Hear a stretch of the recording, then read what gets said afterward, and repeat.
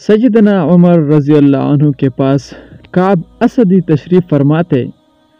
ایک خاتون آئی اور آ کر کہنے لگی، امیر المومنین میرا خاوند بہت نیک ہے، ساری رات تہجد پڑھتا رہتا ہے اور سارا دن روزہ رکھتا ہے۔ یہ کہہ کر خاموش ہو گئی۔ عمر رضی اللہ عنہ بڑے حیران ہو کر خاتون سے کہنے لگے کہ تم کیا کہنے آئی ہو؟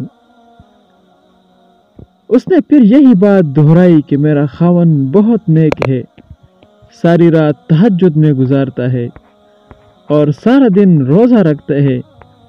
اس پر کعب رضی اللہ عنہ بولے، اے امیر المومنین، اس نے اپنے خاوند کی بڑے اچھے انداز میں شکایت کی ہے۔ کیسے شکایت کی ہے؟ امیر المومنین، جب وہ ساری رات تہجد پڑھتا رہے گا اور سارا دن روزہ رکھے گا تو پھر بیوی کو وقت کب دے گا؟ تو کہنے آئی کہ میرا خاوند نیک تو ہے مگر مجھے وقت نہیں دیتا۔ چنانچہ عمر رضی اللہ عنہ نے اس کے خاوند کو بلا لیا تو اس نے کہا، ہاں میں مجاہدہ کرتا ہوں، یہ کرتا ہوں یا وہ کرتا ہوں۔ حضرت عمر رضی اللہ عنہ نے حضرت کعب سے کہا کہ آپ فیصلہ کریں۔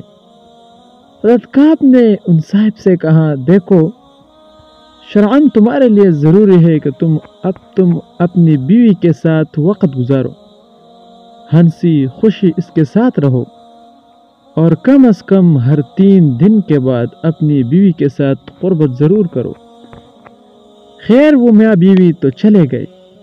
تو حضرت عمر رضی اللہ عنہ نے کعب سے پوچھا، آپ نے یہ شرط کیوں لگائی کہ ہر 3 دن کے بعد بیوی سے ملاپ کرو؟ انہوں نے کہا، دیکھے اللہ رب العزت نے مرد کو زیادہ سے زیادہ 4 شادیوں کی اجازت دی، چنانچہ اگر 4 شادیاں بھی کسی کی ہو تو 3 دن کے بعد پھر بیوی کا نمبر آتا ہے۔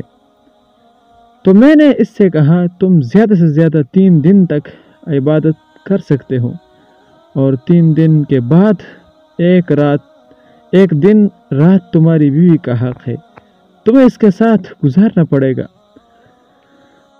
تو دیکھو شریعت نے انسان کو کیا خوبصورت باتیں بتائی ہے۔ اللہ تعالی ہمیں صحیح معنوں میں شریعت سمجھنے کی توفیق عطا فرمائے۔